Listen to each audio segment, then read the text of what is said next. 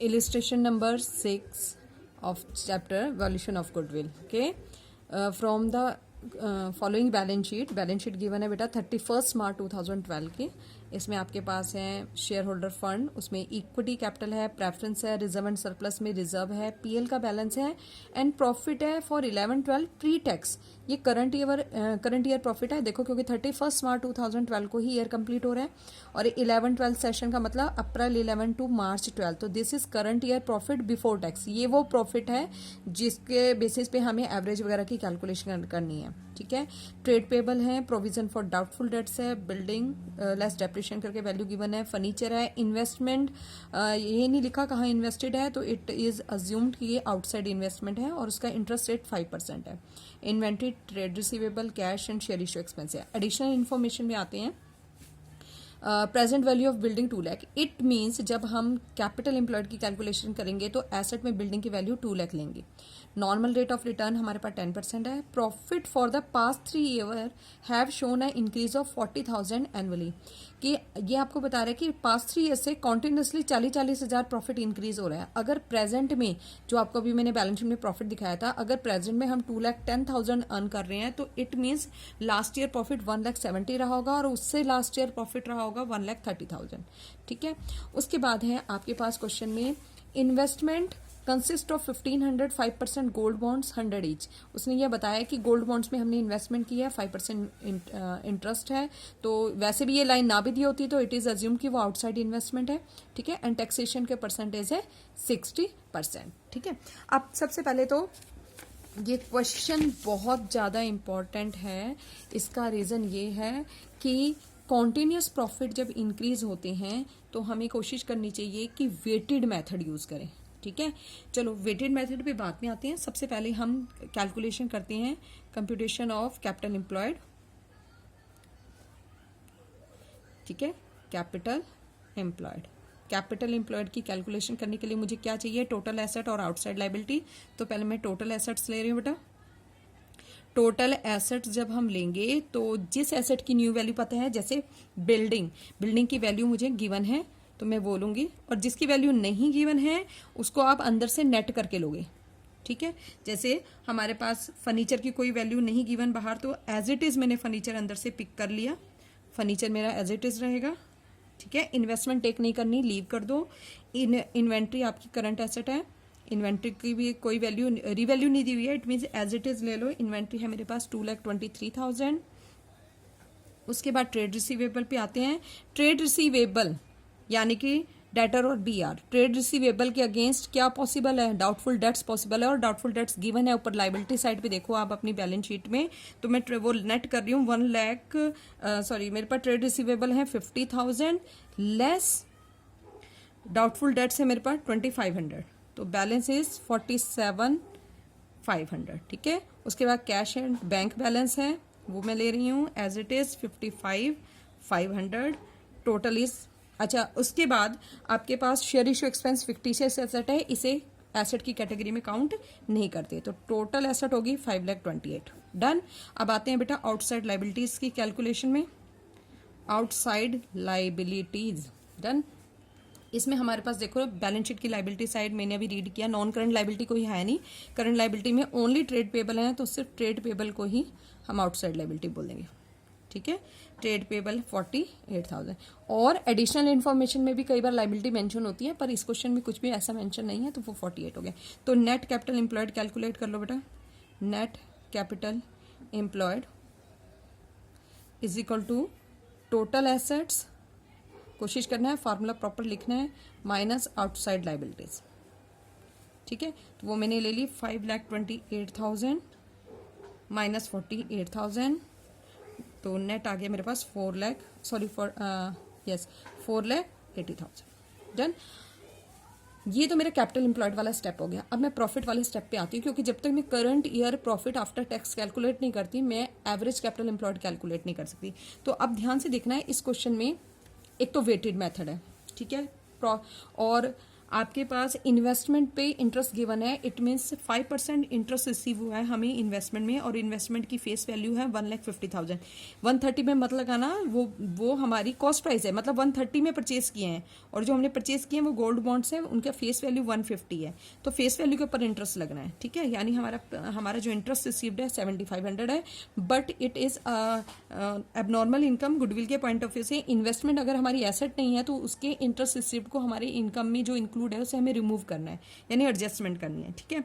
इसके अलावा और कोई एडजस्टमेंट नहीं है तो हमें टैक्स लगाना है, क्योंकि बिफोर टैक्स पे एडजस्टमेंट करने के बाद फिर हम टैक्स लगाएंगे, आफ्टर टैक्स आएंगे।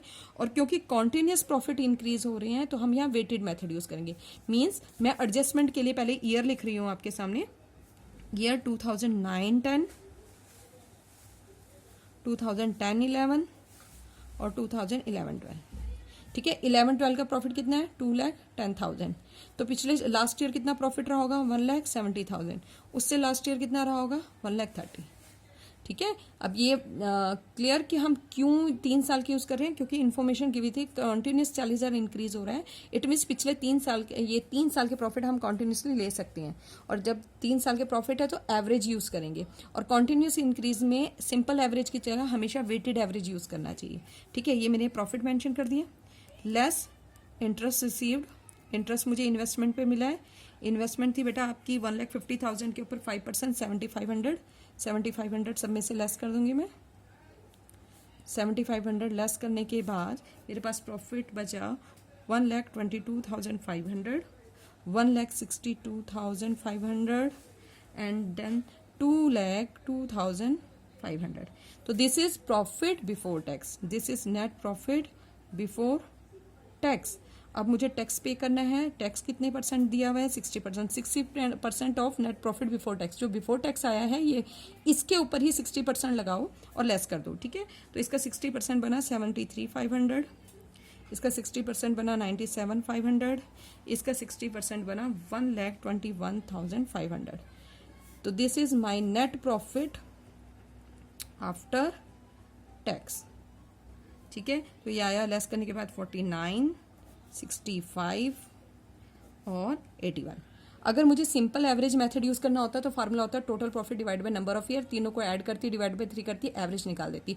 बट बेटा कॉन्टिन्यूस इंक्रीज में सिंपल एवरेज नहीं यूज करते, कौन सा यूज करते हैं हम, करते हैं वेटेड। तो मैं प्रॉफिट्स को वेट से मल्टीप्लाई कर रही हूँ। अब मैं हॉरिजेंटली लिख रही हूँ, अब वर्टिकली लिख रही हूँ उनको, प्रॉफिट जैसे 49, 65 और 81।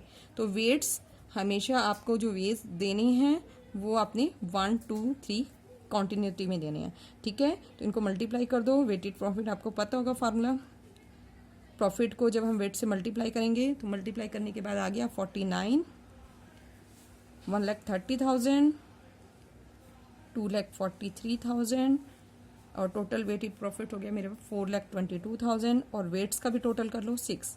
अब फार्मूला होता है weighted average profit, short form में लिख रही हूँ बेटा, total weighted profit divide by total weights, ठीक है। तो इट्स 4,22,000 को 6 से डिवाइड करोगे तो मेरे पास आई कैलकुलेशन पॉइंट्स में 70,333.33 चल रहा है, तो आप उसे रिमूव कर सकते हो। मैं इसे राउंड फिगर में 70,333 लेने वाली हूँ, ठीक है। अब आ जाते हैं बेटा किसकी calculation, calculation of average capital employed. बस अब फार्मूला अप्लाई करना है, कैलकुलेशन हो गई है हमारी। एवरेज कैपिटल एम्प्लॉयड का फार्मूला क्या था, नेट कैपिटल एम्प्लॉयड जो आपने ऊपर कैलकुलेट की थी, half of current year profit after tax, और आफ्टर टैक्स मैंने कैलकुलेट किया, ठीक है। देखो ये मेरे पास आई थी कैपिटल एम्प्लॉयड 4,80,000 और half of current year profit कितना आया था बेटा, करंट ईयर का प्रॉफिट जो टैक्स के बाद था वो लेना है, ठीक है। कितना था current year profit after tax 81,000। 81,000 का हाफ जब मैं इसमें से लेस करूंगी तो ये वैल्यू मेरे पास जो आएगी वो आएगी 4,39,500। डन। अब ये स्टेप नेक्स्ट पेज पे कर रही हूँ बेटा। उसके बाद बस फार्मूला अप्लाई करो, नॉर्मल प्रॉफिट मैं शॉर्ट फॉर्म यूज कर रही हूँ, average capital employed, okay, into normal rate of return. Normal rate of return percentage में होती है इसलिए अपॉन में 100। तो मेरे पास एवरेज कैपिटल एम्प्लॉयड अभी आई है 4,39,500, 10 अपॉन 100 इट्स 43,950 डन। उसके बाद आ जाओ सुपर प्रॉफिट का फार्मूला बेटा। Super profit is average profit. अब इसे एक्चुअल प्रॉफिट नहीं लिखूंगी मैं, इट्स एवरेज, क्योंकि मैंने कई सालों की एवरेज लिया है, या वेटेड एवरेज प्रॉफिट भी लिख सकते हो, माइनस नॉर्मल प्रॉफिट।